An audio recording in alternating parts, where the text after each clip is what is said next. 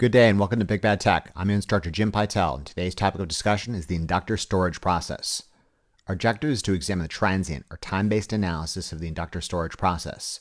Learn inductors without an established magnetic field experience a brief surge of oppositional voltage, where the duration and intensity of this brief oppositional voltage surge is determined by the electrical properties of the circuit under consideration.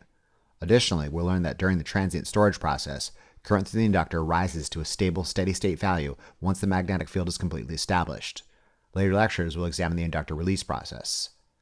This lecture operates under the presumption the viewer is intimately familiar with exponential functions, as illustrated in the Exponential Functions lecture, available at the Big Bad Tech channel. If you haven't watched this lecture yet, or only dimly recall its contents, please take the time to do so now. Additionally, it's presumed the viewer has ample experience with the transient analysis of the capacitor charge and discharge process. Numerous similarities and dualities occur between the capacitor charging process and the inductor storage process, and as such, I'll be making some pretty bold mathematical and procedural leaps during the next several lectures in the interest of efficient forward progress. If you don't want to get in the way, i.e. crushed by forward progress, my advice would be to revisit and review any of the aforementioned material that you may still be struggling with before tackling this subject. Assuming you're still with me, let us begin.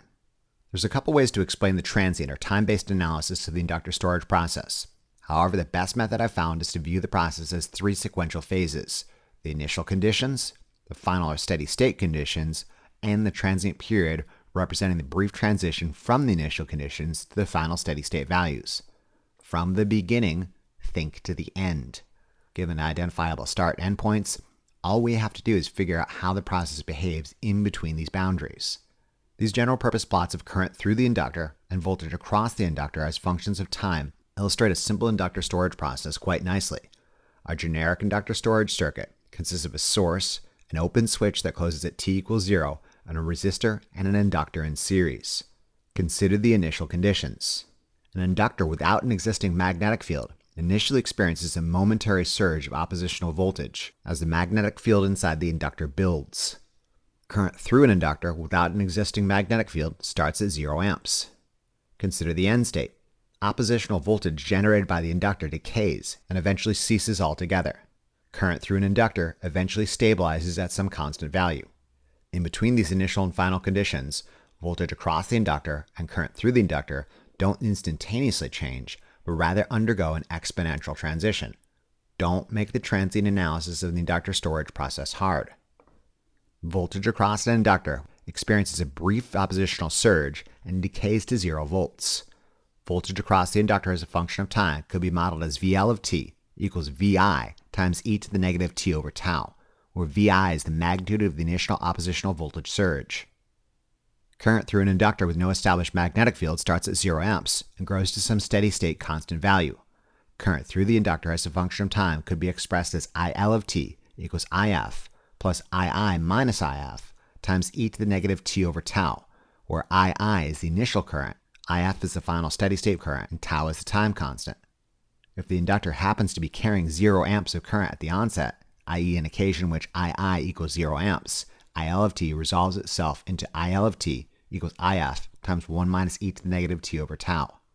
Two convenient models define the start and end points for the inductor storage process.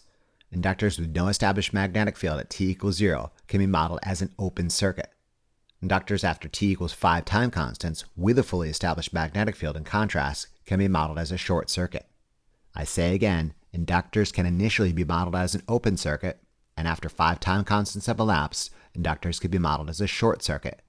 These models can be used to determine the magnitude of the initial oppositional voltage surge and the final steady state current through the inductor. Given these models, really the only data point we're missing for transient analysis is the time constant tau, defining the rapidity of the transition. Luckily, this property is also easily calculable. The time constant tau for a simple resistor inductor charging circuit is the inductance value in units of henries divided by the resistance value in units of ohms. Too easy. For a simple storage circuit consisting of an inductor and a single resistor in series, tau equals L over R. Before we move on, it's worth pointing out that inductors are essentially the opposite of capacitors. Because numerous similarities and opposing dualities exist between these two energy storage devices, it's perhaps worth a moment of our time comparing and contrasting the two. Capacitors store electrical energy in the form of charges accumulated on conductive plates. In contrast, inductors store electrical energy in the form of a magnetic field established by a coil of wire with moving current inside it. At the onset of the charging process, an initially uncharged capacitor can be modeled as a short circuit. In contrast, at the onset of the storage process, inductors with no established magnetic field carrying no current can be modeled as an open circuit. At the end of the charging process after 5 time constants, a fully charged capacitor can be modeled as an open circuit. In contrast, at the end of the storage process after 5 time constants, inductors with a fully established stable magnetic field can be modeled as a short circuit. The time constant for simple capacitor charging circuits is the resistance value times the capacitance value. In contrast, the time constant for simple inductor storage circuits is the inductor value divided by the resistance value. Going deeper into this analysis, the current surge for a charging capacitor happens before the voltage rise. Current into a capacitor can be said to lead voltage. In contrast, the voltage surge for an inductor undergoing the storage phase happens before the current rise. Current into an inductor can be said to lag voltage. Finally, voltage across capacitors never undergoes a dramatic change or a sudden reversal in polarity. Capacitors are voltage control elements. In contrast, current through inductors never undergoes a dramatic change or sudden reversal in direction. Inductors are current control elements. If you think about it, inductors exhibit characteristics and behavior that are seemingly opposite of every identifiable characteristic and behavior exhibited by capacitors. This is good news because it means you've got less to remember. Remember capacitors and then do the opposite for inductors. In fact, you might want to take a screenshot of this diagram for later reference. Although the transient analysis of capacitors was admittedly demanding, especially for those of you that have an adversarial relationship with math, part of the reason it was demanding was simply because it was so new. All that newness is behind you now, and if you can remember that inductors are essentially the mirror image of capacitors, these next couple lectures should be pretty easy. I'm not saying take your pants off and party down easy, but easier than fighting a tiger. Slightly easier. Consider this simple series circuit consisting of a 12-volt DC source, an open switch that closes at time t equals 0, a 200 ohm resistor, and a 100 millihenry inductor. Let's assume the inductor does not have an existing magnetic field and current through it is initially 0 amps. Initial current II is therefore 0 amps. The time constant is the inductance value divided by the resistance. Substituting in the given values of 100 millihenries and 200 ohms, we obtain a time constant of 500 microseconds or 0.5 milliseconds.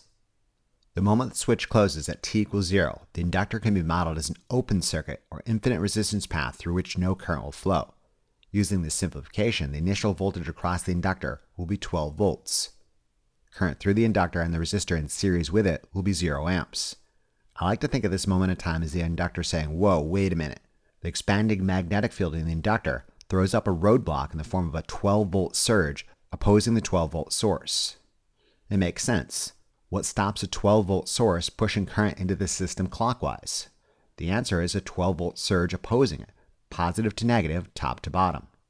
After 5 time constants, in this case 5 times 500 microseconds, or 2,500 microseconds, or better yet 2.5 milliseconds, the magnetic field is fully established and the oppositional voltage surge will have subsided.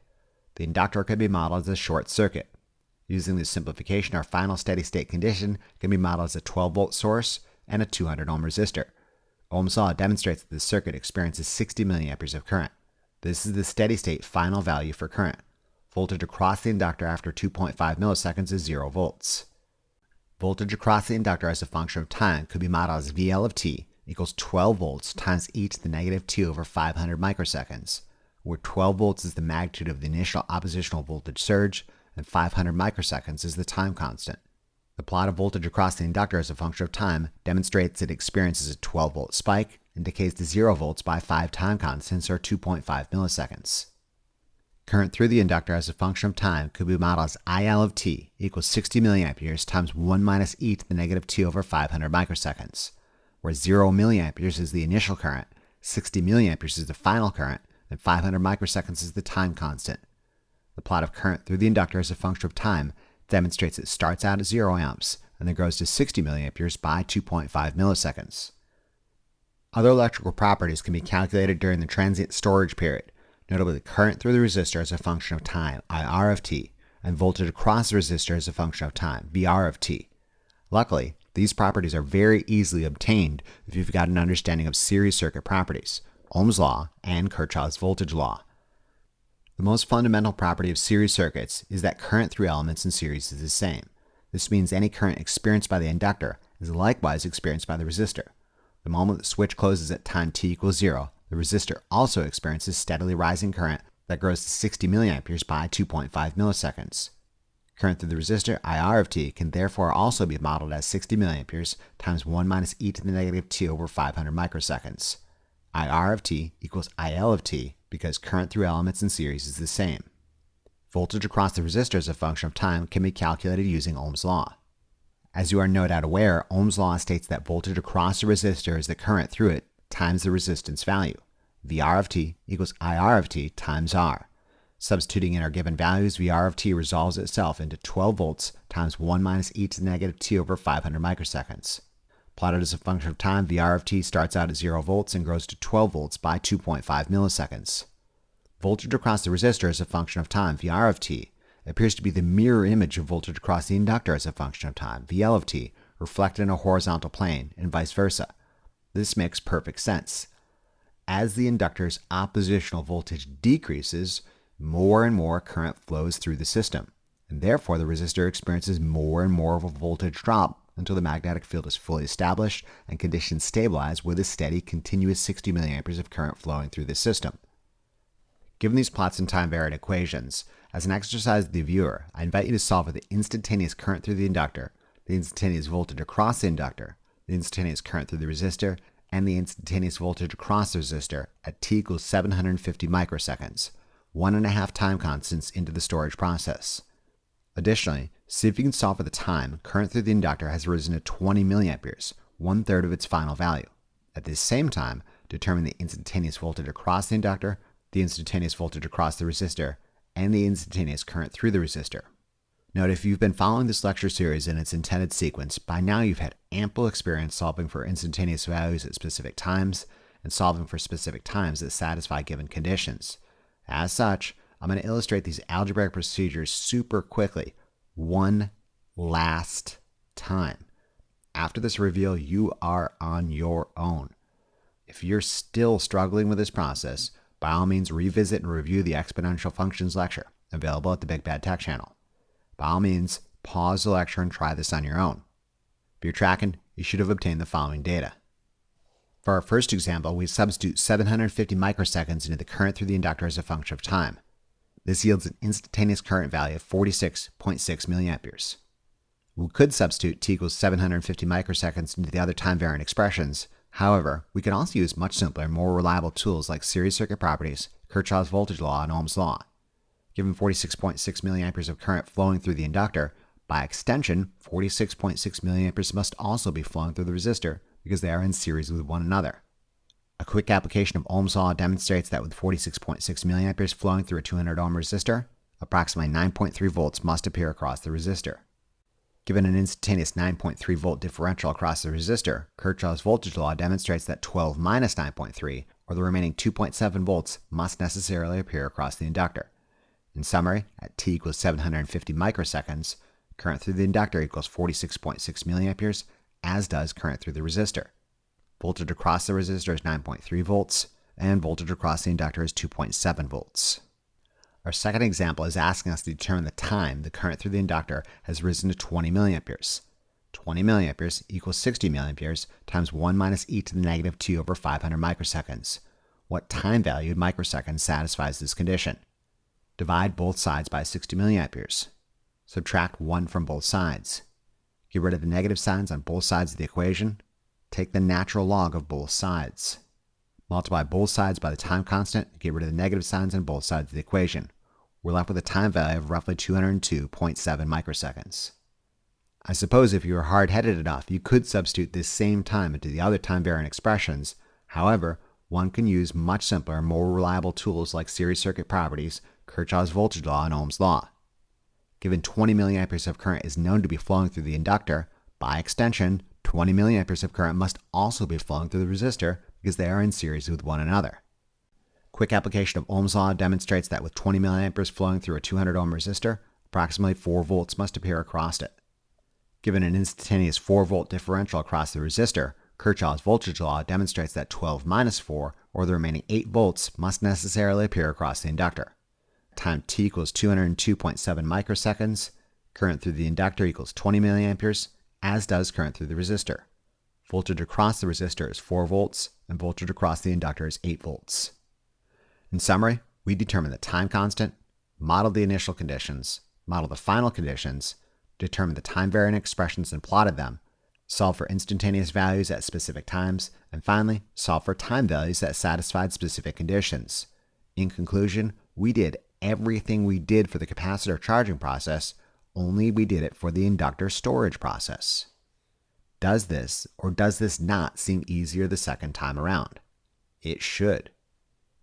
As such, let's step this next illustrated example up a notch by including an initial condition.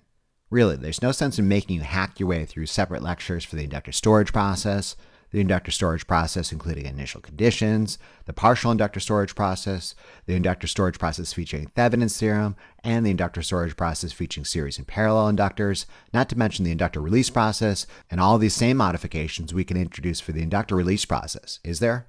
Given we've already covered related scenarios when examining capacitors, all we need to do now is put an inductor spin on the same concepts. As such, I'm hoping we can charge both ways at once with a pistol in both hands and a sword in the other. This being said, I don't want to hammer you too much at once. Let's do an illustrated example of the inductor storage process including initial conditions, and follow up with an illustrated example of the inductor storage process featuring Thevenin's theorem before we close out this lecture. Maybe I'll sneak in a partial inductor storage process just to keep you on the edge of your seat. We'll visit the remaining scenarios in later lectures. Let's try this illustrated example of the inductor storage process, including initial conditions on for size. Consider a series circuit consisting of a 12 volt DC source, a 100 millihenry inductor, and a 200 ohm resistor. The observant among you will note that this is essentially the exact same source we previously examined with a minor modification. Instead of a single pole, single throw switch connecting and disconnecting the 12 volt DC source with the inductor storage circuit, we've swapped it out for a single pole double throw switch that toggles between the 12 volt DC source and another 20 volt DC source. Given our previous analysis, we realized that if the switch connected the 12 volt DC source to the inductor charging circuit for longer than 5 time constants, or 5 times 500 microseconds, or 2.5 milliseconds, current through the circuit will have reached the steady state value of 60 milliamperes.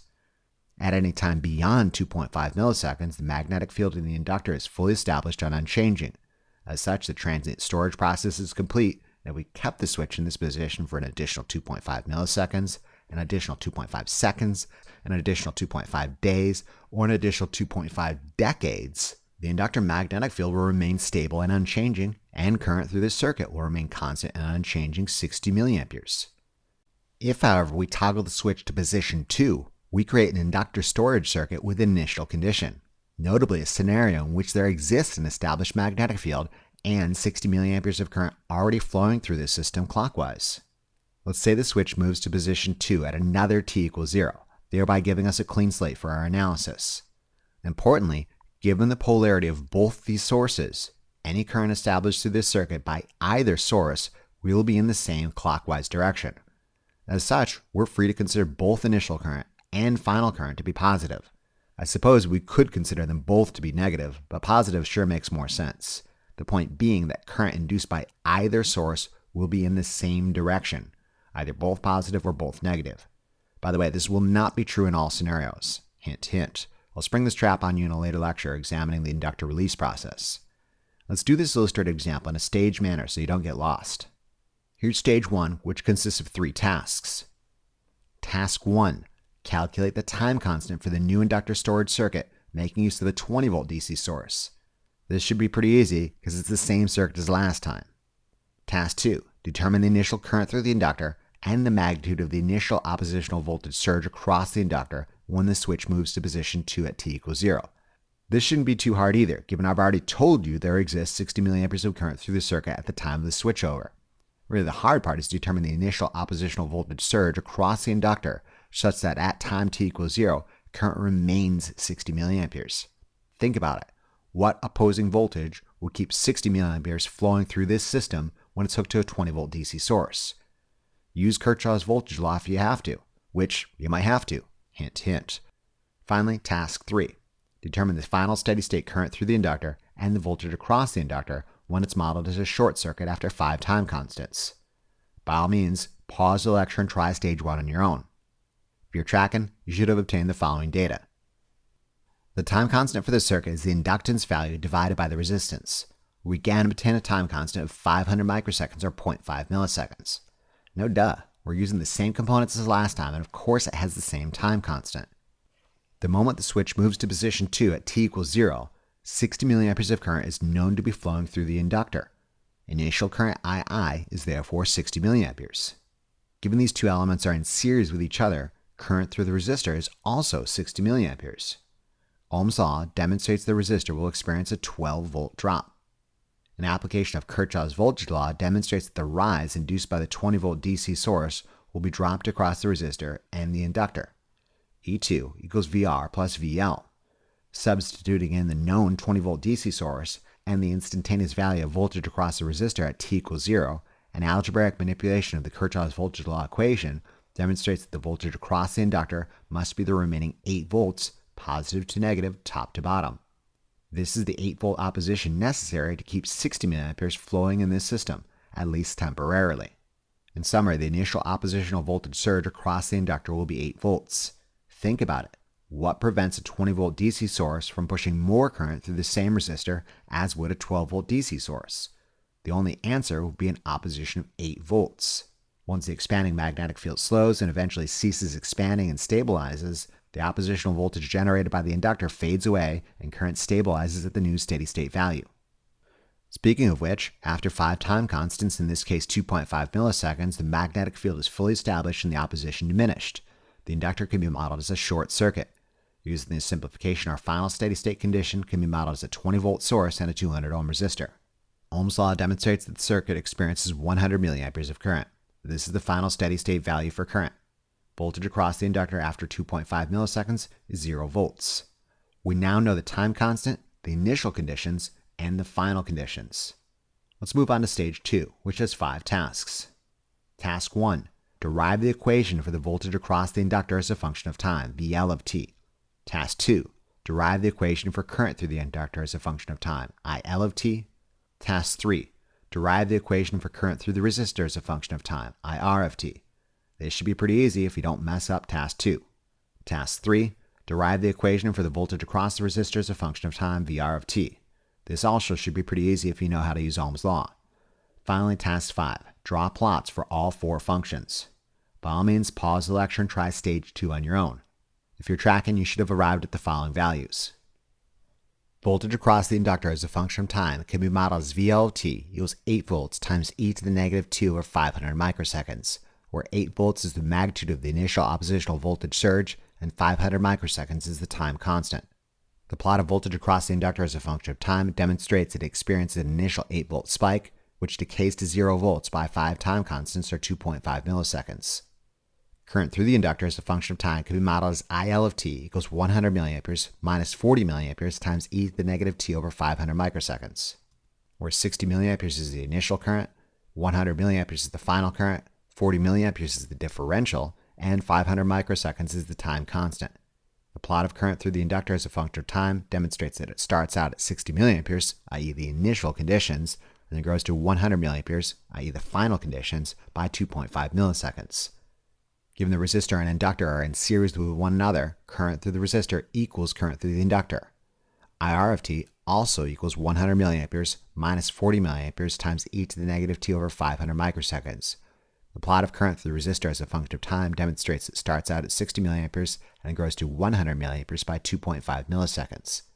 Again, note how the choking action of the inductor controls current such that current does not instantaneously transition from the initial value of 60 milliamperes to 100 milliamperes, but rather undergoes a smooth, predictable exponential transition. Finally, Ohm's law demonstrates that voltage across the resistor will be current through the resistor times the resistance. Substituting our given values, we find VR of t to be 20 volts minus 8 volts times e to the negative t over 500 microseconds, where 12 volts is the initial voltage, 20 volts is the final voltage, 8 volts is the differential, and 500 microseconds is the time constant. The plot of voltage across the resistor as a function of time demonstrates it starts at 12 volts and grows to 20 volts by 2.5 milliseconds. This makes perfect sense. Given 60 milliamperes of current is known to exist in this system at t equals 0, the resistor initially experiences a 12-volt drop. Then, as the choking action of the inductor fades away, current grows to 100 milliamperes, at which point the resistor experiences a 20-volt drop. Oppositional voltage across the inductor decays. At the same rate, current through the system and voltage across the resistor grows. Bonus round! What if we let this new inductor storage circuit operate for only 500 microseconds, exactly one time constant in the storage process, i.e. significantly less time than the full 5 time constants necessary for current to stabilize at 100 milliamperes?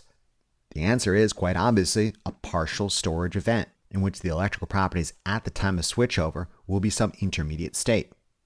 Too easy. Cut the graphs off at 500 microseconds and call it good. As an exercise to the viewer, I invite you to solve for the instantaneous current through the inductor, the instantaneous voltage across the inductor, the instantaneous current through the resistor, and the instantaneous voltage across the resistor at t equals 500 microseconds, one time constant into the storage process. As I cautioned you earlier, you are officially on your own when it comes to instantaneous analysis and algebraic manipulation from this lecture forward. If you are still struggling with this process, feel free to revisit and review the exponential functions lecture available at the Big Bad Tech channel. By all means, pause the lecture and try this on your own. If you're tracking, you should have obtained the following data. At t equals 500 microseconds, instantaneous current through the inductor will have risen to roughly 85.3 milliamperes. The instantaneous current through the resistor will have also risen to 85.3 milliamperes. Voltage across the resistor will be the current through the resistor times the resistance, or 17.1 volts. Finally, voltage across the inductor will be 20 minus 17.1, or the remaining 2.9 volts. Thus concludes an illustrated example of the transient analysis of the inductor storage process, including initial conditions. Additionally, we learned to solve for instantaneous conditions for a partial inductor storage process. We'll examine the inductor release process and partial release processes in later lectures. Long story short, any release, full or partial, initiated from a prior partial storage condition begins at this last state. In this example, we learned that the inductor was carrying 85.3 milliamperes of current at the time of switchover. Any release from this point needs to account for a current of not only this magnitude, but also direction. Recall that inductors are essentially current control devices, and current through an inductor never experiences sudden changes or instantaneous reversals in direction.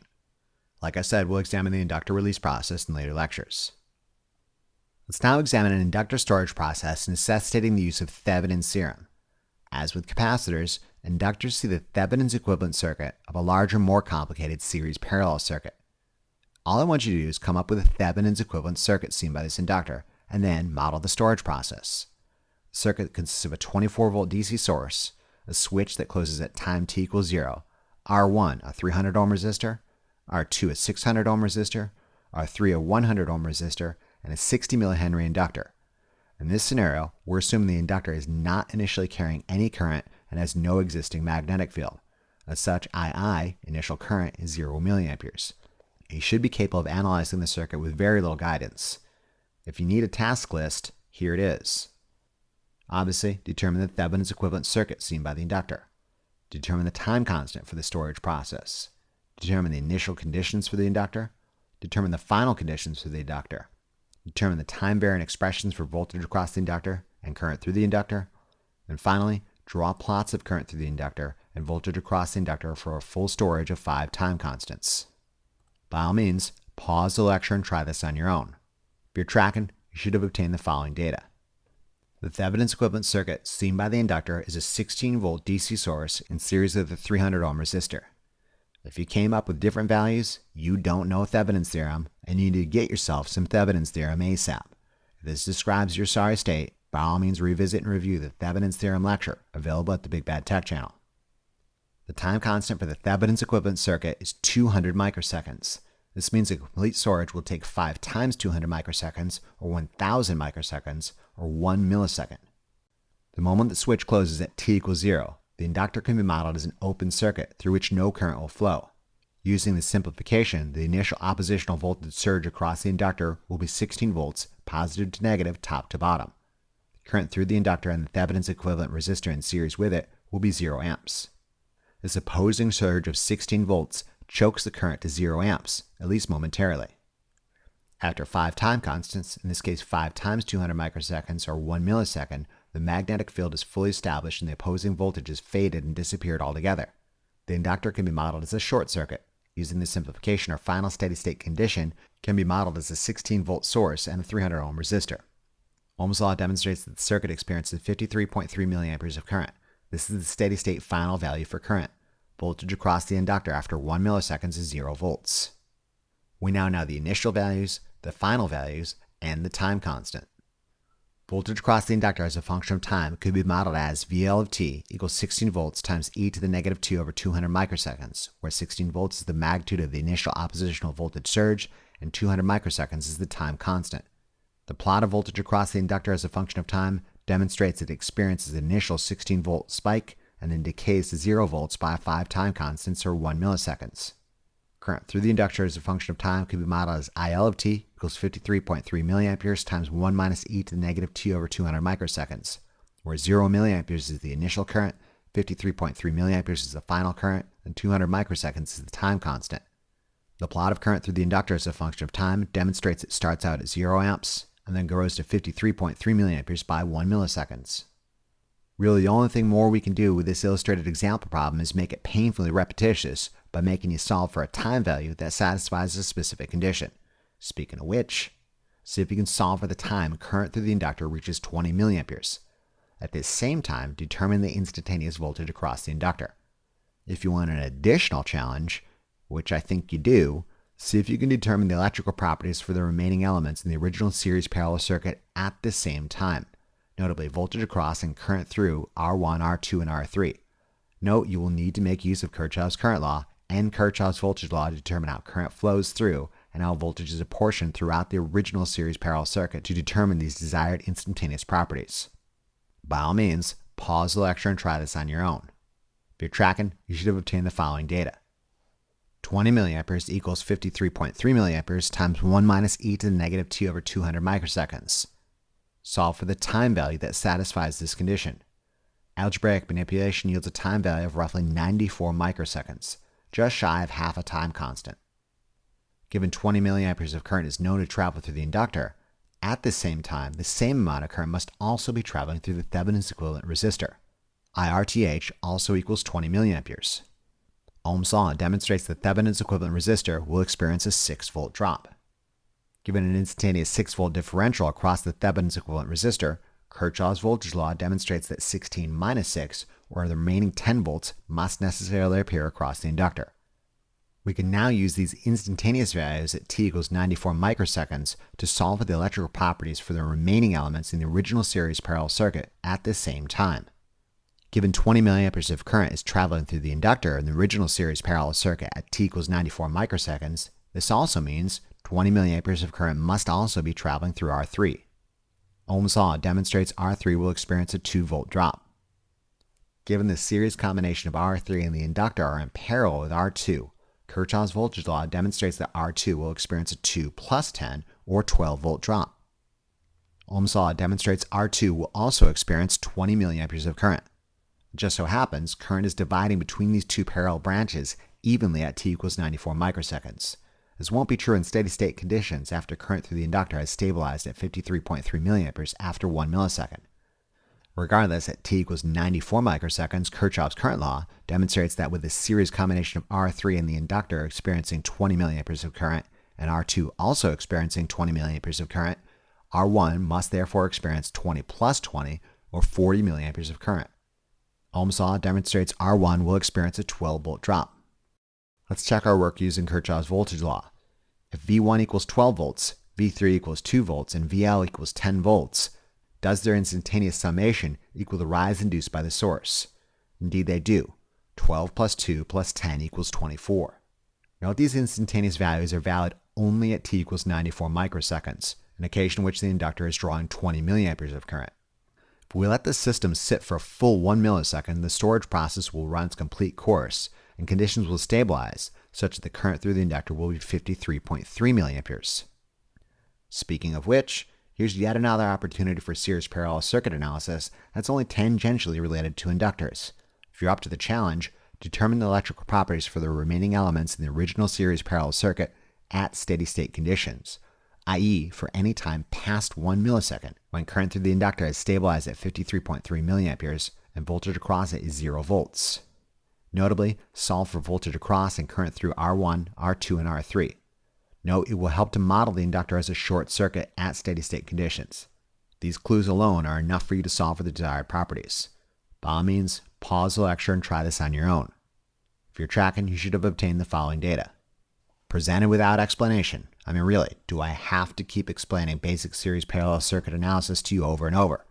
Use Kirchhoff's current law, use Kirchhoff's voltage law, then hit it with a barrage of Ohm's law punches and kicks until the problem taps out, gets knocked unconscious, or straight up dies. V1 equals 18.7 volts, I1 equals 62.2 milliamperes, V2 equals 5.3 volts, I2 equals 8.9 milliamperes, V3 equals 5.3 volts, I3 equals 53.3 milliamperes. Alright, let's wrap this up with a quick review of the inductor storage process by revisiting the 3 illustrated examples we conducted during this lecture. In the interest of efficient forward progress, we'll begin the upcoming inductor release lecture using these examples. As such, copy these results down in your notebook, or better yet, make a screen capture of each problem for later reference. The first illustrated example featured an inductor storage process without initial conditions. The circuit consisted of a 12-volt DC source, an open switch that closes at t equals 0, a 200 ohm resistor, and a 100 millihenry inductor. During the storage process, we learned that a time constant of 500 microseconds and a complete storage occurred over a span of 2.5 milliseconds. During the storage process, we learned that voltage across the inductor as a function of time can be modeled as VL of t equals 12 volts times e to the negative t over 500 microseconds. The plot of voltage across the inductor as a function of time demonstrated it experienced a 12-volt spike and decayed to 0 volts over 2.5 milliseconds. Current through the inductor as a function of time could be modeled as IL of t equals 60 milliamperes times 1 minus e to the negative t over 500 microseconds. The plot of current through the inductor as a function of time demonstrates it starts out at 0 amps and grows to 60 milliamperes by 2.5 milliseconds. Given the inductor and resistor are in series with one another, current through the resistor, IR of t, can also be modeled as 60 milliamperes times 1 minus e to the negative t over 500 microseconds. The plot of current through the resistor as a function of time also demonstrates it starts out at 0 amps and grows to 60 milliamperes by 2.5 milliseconds. Voltage across the resistor as a function of time, VRT, can be modeled as 12 volts times 1 minus e to the negative t over 500 microseconds. Plotted as a function of time, the R of t starts at 0 volts and grows to 12 volts by 2.5 milliseconds. During this illustrated example, we solve for instantaneous values at specific times, and we solve for a time value that satisfied a specific condition. The second illustrated example was a variation of the first, featuring an inductor storage process with initial conditions. To keep things interesting, we cut the storage process off midway at t equals 500 microseconds, thus we killed the proverbial 2 birds with 1 stone by also examining a partial storage process with the same illustrated example. In its most simplified form, the circuit consisted of a 20-volt DC source, an open switch that closes at t equals 0, a 200 ohm resistor, and a 100 millihenry inductor. Prior to connecting to the 20-volt DC source, we learned that the inductor had an established stable magnetic field because it was carrying an initial current of 60 milliamperes in the clockwise direction. During the storage process, we learned that a time constant of 500 microseconds, as previously, and a complete storage occurred over a span of 2.5 milliseconds. By cutting the storage process off midway at t equals 500 microseconds, we obtained the electrical properties at the end of a partial storage. Complete plots for the 2.5 milliseconds are drawn in a lighter shade to illustrate a full storage, whereas the 500 microsecond partial storage is drawn in a darker shade with the instantaneous values specified. During the storage process, we learned that voltage across the inductor as a function of time can be modeled as VL of t equals 8 volts times e to the negative t over 500 microseconds. The plot of voltage across the inductor as a function of time demonstrates that it experiences an 8-volt spike and decays to 0 by 2.5 milliseconds. If we cut it off at 500 microseconds, it achieves a value of 2.9 volts. Current through the inductor as a function of time can be modeled as IL of t equals 100 milliamperes minus 40 milliamperes times e to the negative t over 500 microseconds. The plot of current through the inductor as a function of time demonstrates it starts out at 60 milliamperes and then grows to 100 milliamperes by 2.5 milliseconds. If we cut it off at 500 microseconds, current through the inductor is 85.3 milliamperes. Given the inductor and resistor are in series with one another, current through the resistor IR of t can also be modeled as 100 milliamperes minus 40 milliamperes times e to the negative t over 500 microseconds. The plot of current through the resistor as a function of time also demonstrates it starts out at 60 milliamperes and grows to 100 milliamperes by 2.5 milliseconds. If we cut it off at 500 microseconds, current through the resistor is 85.3 milliamperes. Voltage across the resistor as a function of time VR of t can be modeled as 20 volts minus 8 volts times e to the negative t over 500 microseconds. The plot of voltage across the resistor as a function of time demonstrates it starts at 12 volts and grows to 20 volts by 2.5 milliseconds. If we cut the process off at 500 microseconds, voltage across the resistor has risen to 17.1 volts. Finally, our third illustrated example problem featured an inductor storage process necessitating the use of Thevenin's theorem. The original series parallel circuit consisted of a 24-volt DC source, an open switch that closes at t equals 0, R1 a 300 ohm resistor, R2 a 600 ohm resistor, R3 a 100 ohm resistor, and a 60 millihenry inductor carrying no initial current. We learned that the inductor saw the Thevenin's equivalent circuit, which consisted of a 16-volt DC source in series with a 300 ohm resistor. During the storage process, we learned that a time constant of 200 microseconds and a complete storage occurred over a span of 1 millisecond. During the storage process, we learned that voltage across the inductor as a function of time can be modeled as VL of t equals 16 volts times e to the negative t over 200 microseconds. The plot of voltage across the inductor as a function of time demonstrates that it experienced an initial oppositional spike of 16 volts, which decays to 0 volts by 1 milliseconds.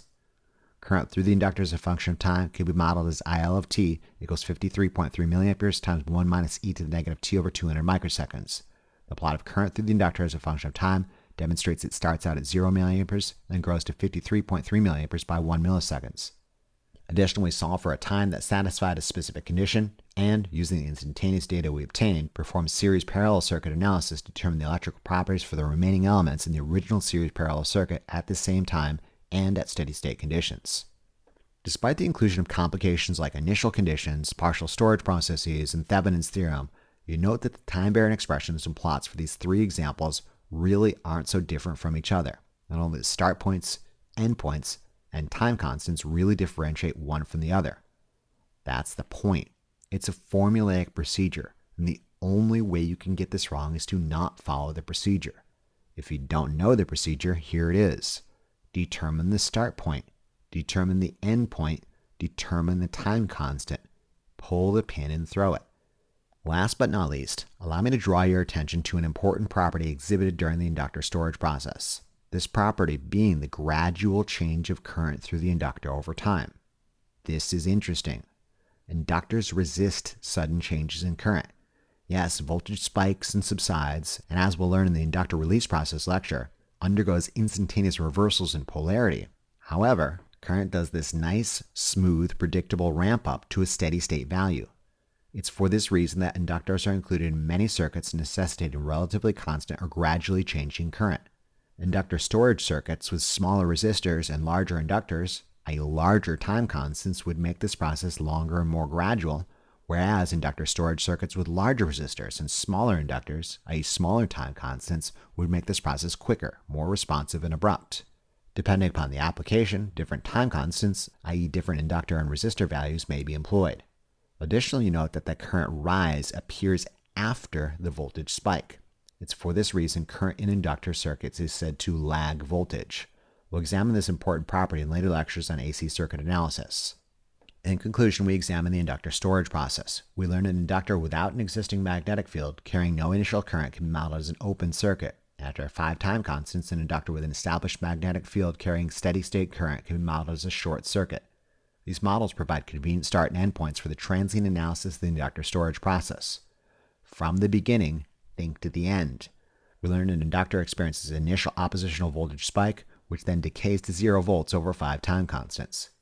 Current through the inductor, in contrast, gradually goes from 0 to a steady-state constant value over 5 time constants, where this rate of rise can be controlled by the inductor and resistor values in question. Finally, we perform instantaneous analysis of electrical properties at specific times and solve for time values that satisfy specific conditions. Finally, we examine bonus round complications of initial current, partial storage events lasting less than 5 time constants, and inductor storage circuits necessitating the use of Thevenin's theorem. In short, we did all of the things. All that's left now is the inductor release process, which we'll examine in a later lecture. Remember to review these concepts as often as you need to really drive it home. Imagine how well lab will go if you know what you're doing. Thank you very much for your attention and interest, and we'll see you again during the next lecture of our series. Remember to tell your Lazy Lab partner about this resource and be sure to check out the Big Bad Tech channel for additional resources and updates.